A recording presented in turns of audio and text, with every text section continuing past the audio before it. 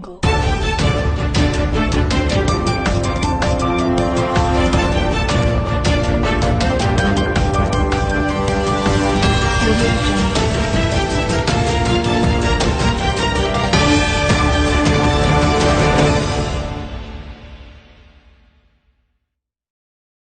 नमस्कार ओडिशा खबर 27 को स्वागत करुछि मु मनीषा। आसंतु नजर पकाइबा आजिर खबर उपरे। पारादीप जातीय राजपथ पालटिछि मरणात्मक। ए हेउछि चंडीखोलु पारादीप को जाउथबा 53 नंबर जातीय राजपथ। ए रास्तार अवस्था कहिले न सरे। ए हेउछि चंडीखोलु पारादीप को जाउथबा 53 नंबर जातीय राजपथ। एही रास्तार अवस्था कहिले न सरे।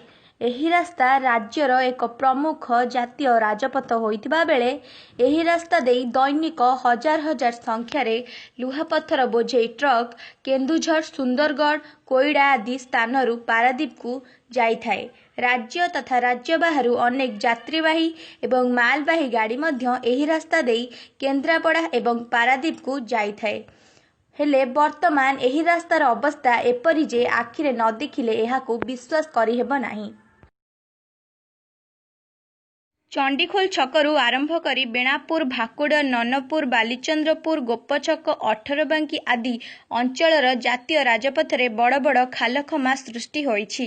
बेणापुर ठारे थिबा बड़ गेंगुटी नदी पोल, ननपुर ठारे थिबा बिरूपा नदी पोल, बालीचंद्रपुर ठारे थिबा पट्टामुंडाई केनाल पोलर पादचला रास्ता गुड़िक मध्य अनेक स्थान रे भांगी रुजी जाइछि। एहा द्वारा अनेक छोट मोट दुर्घटना मध्य घटुछि। लोक माने नाही नथिबा असुविधा सम्मुखीन हेउछंती।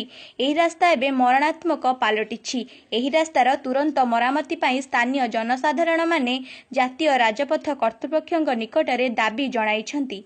एही रास्तार मरामती नहेले आगामी दिन रे बड़ बड़ दुर्घटना को मध्य एड़ाई हेब नाही। एणु एही जातीय राजपथ को मरामती करिवा पाई सबु महलरु दाबी हेउछि। जाजपुर जिल्लारू तुषारकांत ओझांक रिपोर्ट ओडिशा खबर 27।